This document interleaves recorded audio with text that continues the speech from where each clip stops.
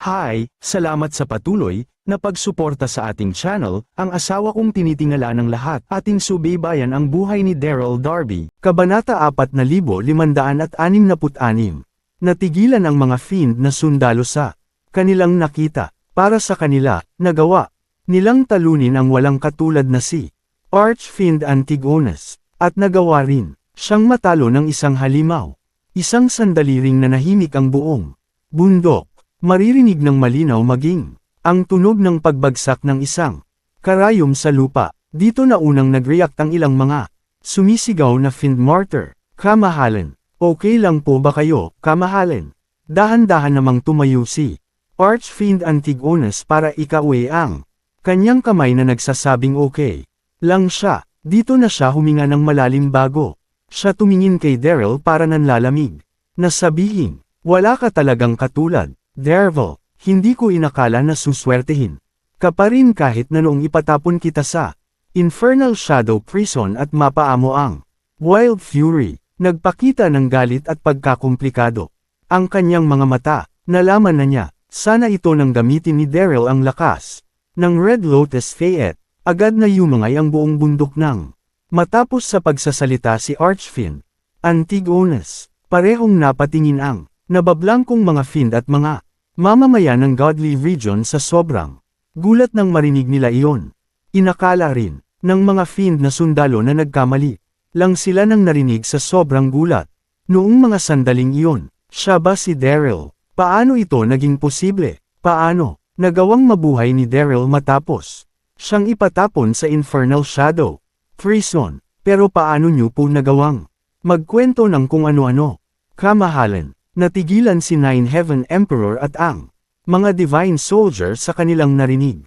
Matagal-tagal ding hindi kumalma si Nine Heaven Emperor habang iniisip ang mga nangyayari. Si Daryl pala talaga ang isang ito. Sa totoo lang, siguradong magagalit ng husto si Nine Heaven Emperor dahil sa pagtatago ni Daryl sa kanyang tunay na pagkatao nang tanggapin ni si Prince Oren bilang kanyang disipulo kung noon lang ito nangyari. Isang seryosong krimen ang panloloko ng kahit na sino sa Emperor, pero hindi nakaramdam ng kahit na kaunting galit si Nine Heaven Emperor, dahil alam niya na sinusubukan ni Daryl ang buo nitong makakaya para tulungan ang Godly Region na labanan ang mga Fiend. Walang-wala ang pagtatago nito sa kanyang pagkatao kung ikukumpara sa kanyang mga nagawa. Dito na nagpatuloy ang usapan ng lahat sa paligid. At pagkatapos ay tiningnan ng walang pakialam na si Daryl si Archfiend Antigonus bago nito sabihin, opo, ako po si Daryl. Kamahalan, pero gusto ko pa ring sabihin na hindi pa rin kayo magtatagumpay sa pakikipaglaban ninyo sa kalangitan. Hindi pa huli para itigil ang lahat ng ito. Hindi naging malakas ang kanyang boses, pero kumalat ito sa buong bundok na para bang hindi ito mako-question ng kahit na sino. Agad na nagbago ang itsura ni Archfiend Antigonus nang marinig niya iyon. Dito na niya itinaas ang kanyang kamay bago siya tumawa ng malakas. Iniisip mo, babata na matatalo mo ako sa tulong ng Wild Fury. Hinding-hindi ako aamin sa aking pagkatao kailanman. Dito na niya inilabas ang Fiend Crystal bago sumigaw kay Nine Heaven Emperor. Nang Nine Heaven Iho, binibigyan kita ng huling pagkakataon para sumuko kung ayaw mong wasakin ko ang diwatang kaluluwa ni Ancient Ancestor. Nagpakita ng matinding bagsik ang kanyang mukha habang nagsasalita. Hindi pa natatalo ang mga Fiend dahil nasa kanila pa rin ang diwatang kaluluwa ni Ancient Ancestor. Dito na nagbago ang mukha ni Nine Heaven Emperor. Agad itong nagpanik habang sumisigaw ng huwag, huwag ka masyadong magpadala sa emosyon mo.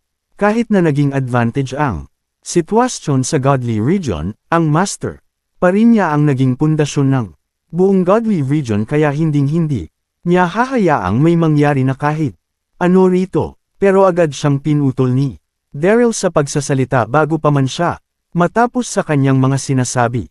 Huwag po kayong mag-alala, kamahalan.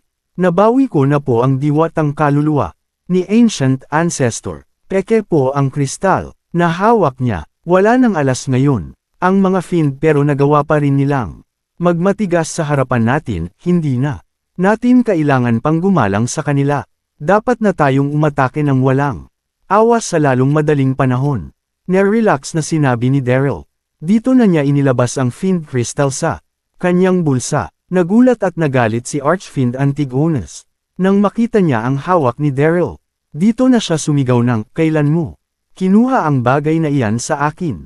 Nang maglaban tayo kanina, gumamit ako ng isang lihim na teknik para pagpalitan ang mga kristal." Nang iinis na, sinasabi ni Daryl, nakaramdam naman ng pagkahilo si Archfiend Antigonus na halos mahimatay. Sa sobrang galit, noong una ay nagawa niyang itago ang tunay niyang pagkatao. Para linlangan ako sa floating island at ngayon ay pa-impel niya namang ninakaw ang diwatang kaluluwa ni ancient ancestor. Paano niya magagawang ibalik sa dati ang impluwensya ng kanyang pangalan kung palalampasin niya ang pangyayaring ito? Samantala, natigilan naman noong una si Nine Heaven Emperor bago ito matuwa ng husto. Dito na siya tumanggaw kay Daryl bago sabihin, "Magaling. Napakagaling ng ginawa mo." Kabanata 4567. Nasabik ng husto sa kanyang narinig. Si Nine Heaven Emperor, wala na sa mga kamay ni Archfiend Antigonus ang diwatang kaluluwa ng kanyang master. Kaya wala na siyang dapat pang ipag-alala. Kasabay nito ang pagtitig niya kay Daryl. Gamit ang humahanga niyang mga mata, hindi nakataka-taka kung bakit si Daryl ang pinili ng kanyang master. Maaasahan siya ng kahit na sino sa importanteng mga sandali. Sa totoo lang, ay hindi natuwa si Nine Heaven Emperor kay Daryl noon, pero pagkatapos niyang maranasan ang lahat ng ito, naintindihan niya na rin ang rason ni Ancient Ancestor kung bakit nito pinahalagahan si Daryl. Hindi na nagdalawang isip ang nasa sabik na si Nine Heaven Emperor. Agad niyang ikanaway ang kanyang espada habang sumisigaw ng, "Patayin ninyo sila. Gawin ninyong bulubundukin ang bundok na ito. At huwag kayo magpakita ng awas sa mga ubod ng samang mga fiends na naririto. Oras na para burahin natin sa mapa ang lugar na ito." Dito na sumagot ang higit sa 100,000 mga divine soldiers at kanilang mga general. Agad nilang binunot ang kanilang mga sandata bago sumugod papunta sa mga fiend. Isang sandali ring hindi nakapag-react ang karamihan sa mga sundalo ng fiend, kaya agad silang nalamangan ng mga sumusugod na divine soldier at kanilang mga general. Narinig lang ng mga ito ang walang tigil na sigaw ng kanilang mga kasama. Wala pang 2 segundo ay nagawa ng bumagsak ng daan-daang mga sundalo ng fiend sa sarili nilang mga dugo. Agad namang namula ang mga mata ni Archfiend Antigonus habang nawawala sa sarili ang kanyang itsura nang makita niya ito. Inakala nila na nasa kamay pa nila ang diwatang kaluluwa ni Ancient Ancestor, kaya walang kahit na sino ang makakatalo sa mga fiend. Pero hindi nila inasahan na masisira ang lahat ng kanilang pinaghirapan ng dahil kay Daryl. Agad niyang naalala ang propesya na kanyang natanggap habang napupuno ng galit ang kanyang dibdib. Si Daryl nga ang pinakamalaking dagok na dapat malampasan ng mga fiend para masakop ang buong godly region. Itinakda ba talaga ang lahat ng ito ng kapalaran? Hinding-hindi mababago kailanman ang kagustuhan ng universe sa kahit na sino. Mas tumindi ang kanyang galit habang iniisip ng husto ang lahat ng ito. Dito, na namula ng husto ang kanyang mga mata. Tumitig siya ng husto kay Daryl habang sinasabi na, "Gusto na kitang patayin, hayop na bata ka." Kahit na ito pa ang kagustuhan ng universe para sa kanyang dignidad at karangalan at para na rin sa kapakanan ng mga fiend, kinakailangan niyang patayin si Daryl noong araw na iyon. Dito, na siya sumugod ng direkta kay Daryl habang hawak-hawak ang Bloody Soul Crusher sa kanyang mga kamay. Hindi naman nakaramdam ng pagpapanik si Daryl nang maramdaman niya ang nakakatakot na lakas na bomb-alot sa kanyang katawan. Tapos na ang lahat, kamahalan. Huwag na po kayong magmatigas. Walang pakialam niyang sinabi. Dito na niya iginalaw ang kanyang katawan para makipaglaban kay Archfiend Antigonus sa gitna ng ere. Ginamit naman ni Archfiend Antigonus ang buo niyang lakas sa sobrang galit at hinanakit. Walang tigil na nagsagupaan. Sa gitna ng ere si Archfiend Antigonus at si Daryl kasama ng dambuhala nitong Wild Fury. Yumanig ang parehong langit at lupa sa tindi ng enerhiyang kumalat sa paligid. Nabuo ang madilim na mga ulap at yumangay ang mga kidlat sa paligid. Itong kagulat-gulat na eksena para makita ng kahit na sino. Agad namang nakaramdam ng matinding pananabik ang karamihan sa mga divine soldier at mga general na nanunood sa labas nang makita nila ang eksenang iyon. Masyado nang nakakagulat para sa kanilang mga mata ang laban sa pagitan nina Archfiend Antigonus at Nine Heaven Emperor, pero hindi nila inasahan na makikipagtulungan si Daryl sa Wild Fury para labanan si Archfiend Antigonus na mas gamulat sa kanila. Masasabi na isa itong hindi mapapantayan at pambihirang laban sa loob ng nakalipas na ilang libong taon. Dito na nahimasmasan ang karamihan sa mga fiend na sundalo. Huwag na huwag kayong susuko. Alang-alang sa ating lahi. Sumigaw ang mga ito at nakipaglaban ng husto sa mga nagtipon-tipon na divine soldiers at mga general sa kanilang paligid. Pero masyado pa rin talagang malaki ang pagitan sa bilang ng mga sundalo ng magkabilang panig. Marami sa mga fiend ang lumaban ng buong tapang, pero kinalaunan ay namatay pa rin silang lahat. Isang sandali na narinig ng lahat ang tunog ng mga sandatang tumatama sa isa't isa habang nag-icho ang sigaw ng pagpatay sa kalangitan sa ibabaw ng Devil Sealed Mountain. Dito na bumunot ng sandata ang ilan sa mga fiend martyr para sumali sa laban. Agad na nakaramdam ng pagkabahala si Yuda nang makita niya ang unti-unting pagkadehado ng mga fiend sa labang ito. Umatras na lang tayo kung hindi nyo na po talaga kayang makipaglaban. Hindi na natin kailangan pang alalahanin ang tiyansa na hindi tayo makaganti sa hinaharap kung makakaalis tayo sa lugar na ito ng buhay. Kalmado niyang sinabi kay Archfiend Antigonus. Nakita niya na mauubos lang silang mga fiend kung magpapatuloy pa sila sa pakikipaglaban, kaya magkakaroon lang sila ng pagkakataong mabuhay at muling lumakas sa sandaling makalabas sila rito ng buhay. Pero nang matapos siya sa pagsasalita, agad na sumigaw si Thoth nang umatras. Gusto ng Godly Region na ubusin tayong lahat ngayong araw, kaya imposible na para sa ating umatras. Mas maigi siguro kung makipaglaban ka na lang kaysa matakot at sumuko sa mga ito. Patayin ninyo sila. Agad namang tumango ang lalaking nakikipaglaban sa gitna ng erenang. Marinig niya ito bago seryosong sumagot ng 0-0 para sa karangalan ng mga fiend. Ang labang ito, kaya hinding-hindi tayo susuko kahit na mamatay pa tayo rito. Parang naging kidlat ang kanyang boses na narinig sa kalangitan na nasa ibabaw ng bundok. Napasabik nito ng husto ang mga fiend na sundalo sa paligid na nagpakita ng hindi mapapantayang mga lakas habang lumalaban na parabang wala sa kanilang mga sarili. Kabanata 4568. Napahinga naman ng malalim si Yuda habang nagiging seryoso ang kanyang itsura. Tama nga ang sinabi ng kanyang kamahalan. Nakasalalay sa labang ito ang dignidad at karangalan ng mga fiend. Kaya hindi dapat sila umatras kahit na mamatay pa sila sa labang ito. Nagulat din maging si Daryl nang makita niya ang sitwasyon sa ibaba. Habang nakikipaglaban siya kay Archfiend Antigonus, ipinakita ng kanyang mukha ang bahagya niyang pagkadala sa pangyayaring iyon. Kahit na masyadong masama at walang awa ang mga fiend, masyado pa ring malakas ang kanilang kagustuhan na mabuhay. At nang maisip niya ang bagay na ito, agad na sumigaw si Daryl kay Archfiend Antigonus. Bakit mo ba ginagawa ito?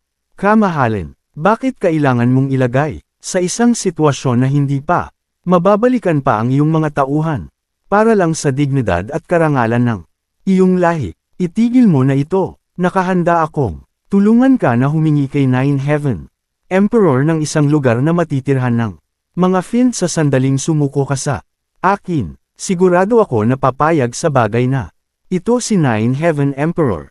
Nagmukha siyang seryoso nang sabihin niya ito. Hindi na niya alam kung ano ang dapat niyang isipin. Kahit na maraming masasamang bagay ang nagawa ng mga fiend, wala pa rin siyang lakas ng loob para makita ang tuluyang pagka-extinct ng mga ito, pero hindi naman ito na-appreciate n.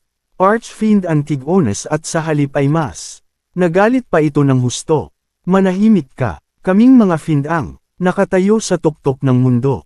Kaya bakit kami mangangailangan ng isang kalaban na kagaya mo para tulungan kami?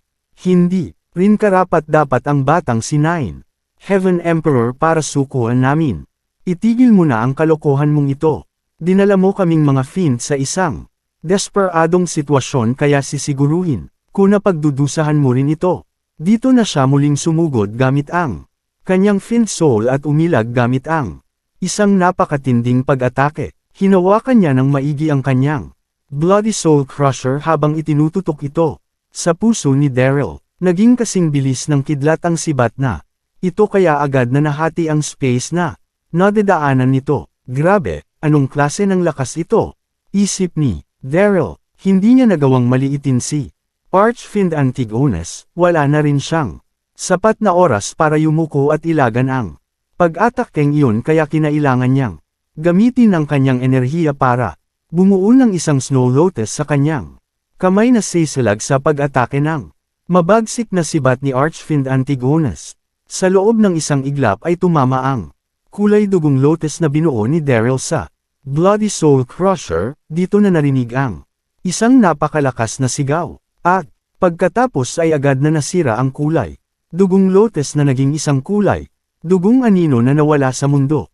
Hindi naiwas ang nervyusin ni Nine Heaven Emperor at ng mga Divine Soldier. Kay Daryl, masyadong nakakatakot si Archfiend Antigonus mula noong maging determinado ito na patayin si Daryl.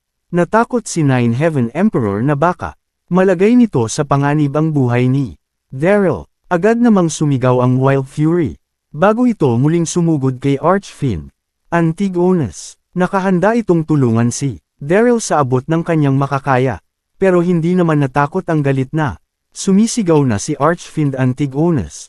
Nang makita niya ang pagsugod ng Wild Fury sa kanya, umalis ka sa daraanan ko, halimaw. Nang matapos siya sa pagsasalita, mabilis na binago ni Archfiend Antigonus ang direksyon ng kanyang Bloody Soul Crusher na gumawa ng kulay dugong liwanag matapos nitong tumutok sa direksyon ng Wild Fury. Nagawa na niyang labanan ang Wild Fury. Noon kaya hindi siya sigurado kung matatalo niya ito, pero tuluyan na siyang nawala sa kanyang sarili kaya wala na siyang pakialam hanggat magagawa niyang patayin si Daryl. Parang naging kulay dugong kidlat ang kanyang sibat na tumusok sa kanang mata ng Wild Fury. Dito na sumirit ang sariwang dugo na kumalat sa gitna ng ere. Sumigaw naman ng malakas ang Wild Fury sa tindi ng sakit na kanyang naramdaman. Agad nitong binuhay ang bagsik ng halimaw kaya mabilis nitong ikanaway ang kanyang kuko para sampilan at kalmutin ng malakas si Archfiend Antigonus. Nagkaroon ng lakas na 10,000 pounds. Ang puwersa na ibinigay nito kaya agad na napatalsik si Archfiend Antigonus sa gitna ng ere nang tamaan siya ng sampal na ginawa ng halimaw. Dito na siya dumura ng dugo habang nagpapakita ng pamumutla at panghihina ang kanyang mukha. Hindi naman naiwas ang mapabuntong hininga ni Daryl, Nine Heaven Emperor at ang mga general at divine soldier sa ilalim ng makita nila iyon. Karapat-dapat lang talaga na maging pinuno ng 4 evil beasts si Wild Fury. Tanging ito lang ang may kakayahang sugatan ng malubha si Archfiend Antigonus. Kasabay nito ang pagtayo ng diretsyo ni Archfiend Antigonus sa gitna ng ere. Parang naging isang nakal-alasong ahas ang kanyang mga mata habang nakatitig kay Daryl. Wala nang kahit na sino ang makapagliligtas sa iyo ngayong araw, dahil buburahin na kita sa mundong ito. Muli siyang sumugod papunta kay Daryl. Nang matapos siya sa pagsasalita, agad namang nakaramdam ng panik sa kagustuhan nitong umilag si Daryl nang makita niya ang pagdedesisyon ni Archfiend Antigonus na patayin siya.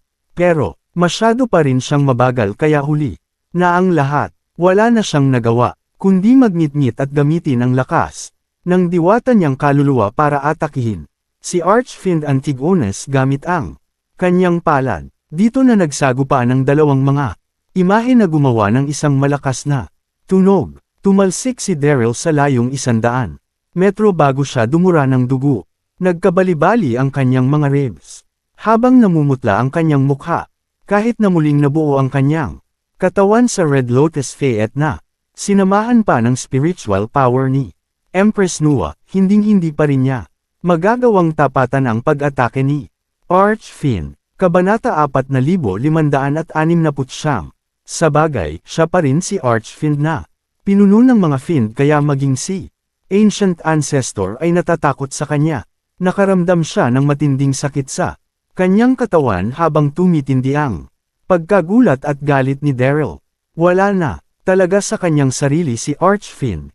Antigonus, mas pipiliin pa nitong masugatan ng malubha, mapatay lang si Daryl, pero maging si Daryl ay aminado na mas malakas nga ang nakakatakot na si Archfiend kaysa sa kanya. Kasabay nito ang tahimik na pag-aalala ni Nine Heaven Emperor at ng mga divine soldiers at kanilang mga general kay Daryl, at sa gitna ng napakaraming sugat na tinamo ng kanyang katawan, nagawa pa ring hawakan ni Archfiend Antigonus ang kanyang sibat bago ito dahan-daang naglakad papunta kay Daryl. Tingnan natin kung sino na ang makapagliligtas sa iyo ngayon. Dito na nabalot ng malisyosong aura ang hangin sa paligid. Naramdaman ni Daryl na parang maluluha na siya noong mga sandaling iyon, pero walang kahit na isang luha ang tumulos sa kanyang mga mata.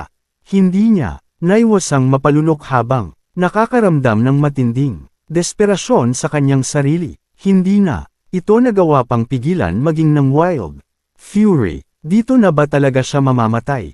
At nang malapit na siyang mamatay, agad siyang nakarinig ng isang sigaw di kalayuan sa kanyang pwesto. Huwag mo siyang sasaktan. Dito na naging isang gintong liwanag ang isang imahe na lumipad papunta sa gitna ng dalawa. Ito ay walang iba kundi si Nine Heaven Emperor. Agad na umatras sa isang tabi si Nine Heaven Emperor para ibalik sa dati ang nawalang lakas ng diwata niyang kaluluwa noong matalo siya ni Archfiend Antigonus. Hindi pa tuluyang nakaka-recover ang kanyang lakas, pero wala pa rin siyang nagawa kundi kumilos. Nang makita niyang nasa panganib si Daryl, agad namang nagalit at sumigaw si Archfiend Antigonus nang makita niyang hamarang si Nine Heaven Emperor sa kanyang daraanan. Tamang-tama ang pagdating mo, Nine Heaven. Sabay na kayong mamamatay ni Daryl ngayon. Mabagsik na nagsagupaan sina Archfiend Antigonus at Nine Heaven Emperor nang matapos ito sa pagsasalita, at sa loob ng isang sigaw ay nanginig ang buong katawan ni Nine Heaven Emperor habang napapa-atras naman si Archfiend ng isang dosenang metro palayo. Sa totoo lang, wala talagang kahit na anong panama si Nine Heaven Emperor kay Archfiend, pero nagawa na nitong mabawi ang kaunting lakas ng diwata niyang kaluluwa, at alam niya na kanina pa nakikipaglaban si Archfiend Antigonus, kaya ubos na ang kanyang lakas. At nang matalo niya si Archfiend Antigonus, agad na nagsalita si Nine Heaven Emperor gamit ang boses niyang puno ng pride. Aalalahanan natin ang araw na ito bilang araw ng pagtalo natin sa buong lahi ng Fiend. Hindi nyo na kailangan pang lumaban na para bang mga nakakulong na halimaw. Hindi nyo magagawang saktan si Daryl. Hanggat nandito ako, kaya dadalhin ko na kayo sa Imay Perno. At pagkatapos ay agad na hinawakan ng maigi ni Nine Heaven Emperor ang kanyang espada na kaniiyang ipinangsaksak kay Archfiend Antigonus. Naglalaman ng buong lakas mula sa diwata niyang kaluluwa ang espadang ito. Kaya agad na nagliwanag ng ginto ang buong Devil-Sealed Mountain ng dahil sa hawak na espada ni Nine Heaven Emperor. Dito na nasabik ang mga sundalo at general sa lupa habang namumutla naman ang mukhang mga natitirang miyembro ng mga Fiend. Dito na natahimik ang buong Devil-Sealed Mountain. Nanlit ang mga pupil ni Archfiend Antigonus nang maramdaman niya ang lakas ng espada ni Nine Heaven Emperor.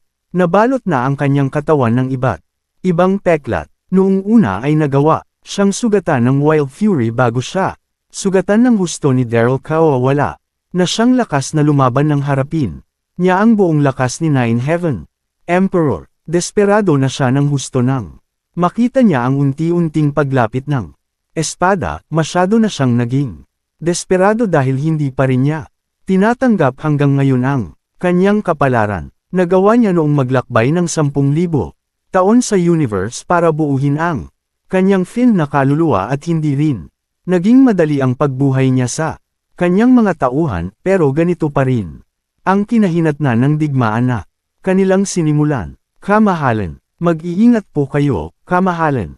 Agad na namula ang mga mata ng mga fiend martyr. Nagsisigaw ang mga ito, habang ginagawa ang lahat para matulungan ang kanilang leader, pero masyado pa ring marami ang mga divine soldiers at mga general, kaya hindi na sila nakalabas pa sa barikadang ginawa ng mga ito. Dito na nakapagdesisyon si Archfiend Antigonus, agad na kumislap ang walang awa nitong mga mata habang lumalabas ang napakalakas na power of the fiend soul mula sa kanyang katawan. Sinuwerte ka lang, Nine Heaven. Kahit na mapatay mo man ako ngayon, sisiguruhin ko na isasama kita sa hukay. Banggit ng wala sa sariling bibig ni Archfiend Antigonus. Dito na siya nabalot ng isang bola ng kulay purple na apoy. Kasabay nito ang pagdaloy ng walang hanggan at Ketekot. Takot na enerhiya papunta sa kanyang katawan.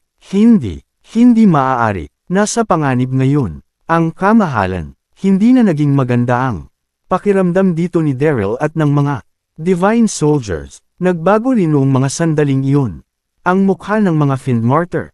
Hindi kamahalan. Walang kaalam-alam ang iba, pero malinaw para sa mga fiend at sa ilang mga fiend martyr na ginagamit ngayon ni Archfiend Antigonus ang ultimate skill nitong tinatawag na Fiend Souls Ablaze. Kagaya ng naging pangalan nito, ang Fiend Souls Ablaze ay ang pagsunod ng isang nilalang sa kanyang sarili para maglabas ng Ketekot takot na enerhiyang papatay sa kanyang kalaban. Hindi ito basta-bastang magagamit ng kahit na sino, maliban na lang kung wala ng kawala. Ang mga ito, sa bagay, magdudulot ito ng matinding pinsala sa magkabilang panig. Kabanata 4570. Hindi nila inaasahan na makapaglalabas ng ganitong uri ng lakas si Archfiend Antigonus na tumatayong pinuno ng mga fiend. Nagawa niya itong gawin ng dahil sa tindi ng kanyang galit. Dito na nagliwanag ang ubod ng lakas na apoy na nakapagpa-purple sa kalangitan.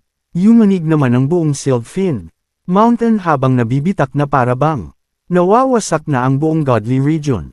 Natigilan ang magkabilang panig ng makita nila ang Ketekot takot na lakas ni Archfiend Antigonus. Maging si Nine Heaven Emperor ay natakot ng husto sa kanyang nakita. Masyado na itong malala. Tuluyan nang nawala sa kanyang sarili si Archfiend Antigonus. Mamatay ka ng hayop na Nine Heaven ka, sigaw ni Archfiend Antigonus habang lumilipad ng mabilis sa kalangitan bago sumugod kay Nine Heaven Emperor. Winasak ng purple na apoy ang lahat ng madaanan nito na tumakot sa sinumang nakakakita rito noong mga sandaling iyon. Kasing bilis ng kidlat itong sumugod na nakapagpapanak kay Nine Heaven Emperor. Hindi na ito nakailag pa, kaya agad niyang itinaas ang kanyang Hurricane Thunder Sword para harapin ang pag-atake ni Archfiend.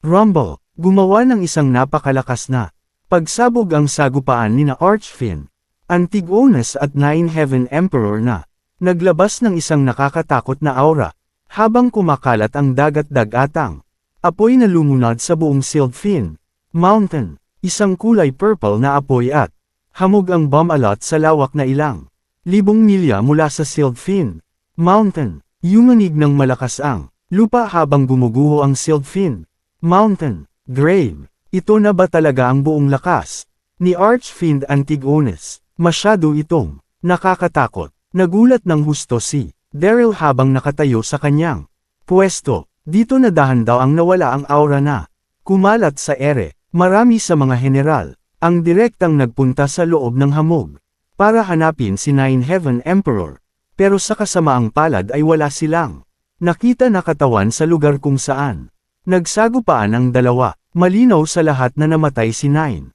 Heaven Emperor kasama ni Archfiend Antigonus nang gamitin nito ang lakas ng Fiend Souls Ablaze. Agad na natahimik ang lahat na parabang. Tumigil ang pagtakbo ng oras.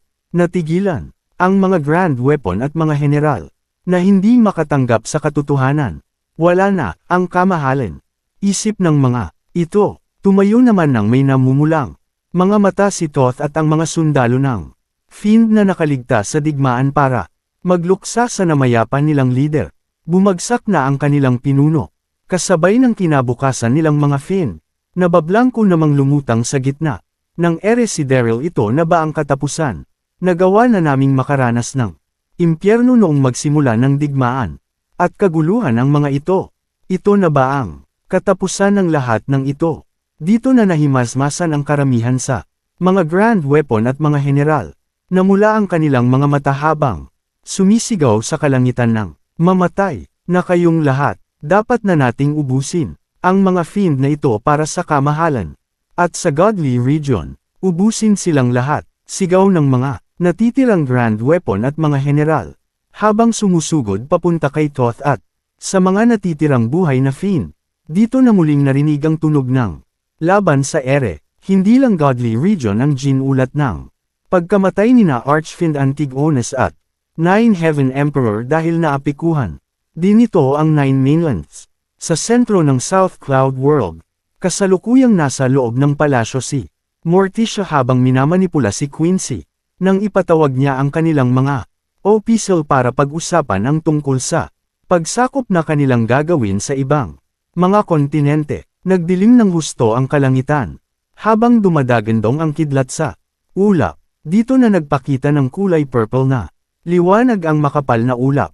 Ano ang nangyayari? Natigilan ang mga opisyal sa kanilang nakita kaya agad silang napatakbo sa labas para obserbahan ang kalangitan. Naramdaman ng lahat ang nakakatakot na aurang nilabas ng purple na liwanag. Nang inig naman ang buong katawan ni Morticia habang nakakaramdam ng matinding takot sa kanyang dibdib. Naramdaman niya ang pagkalat sa purple na liwanag ng lakas ni Archfiend Antigonus. Maaari kayang may nangyaring hindi maganda sa kamahalan. Isip nito. To be continued.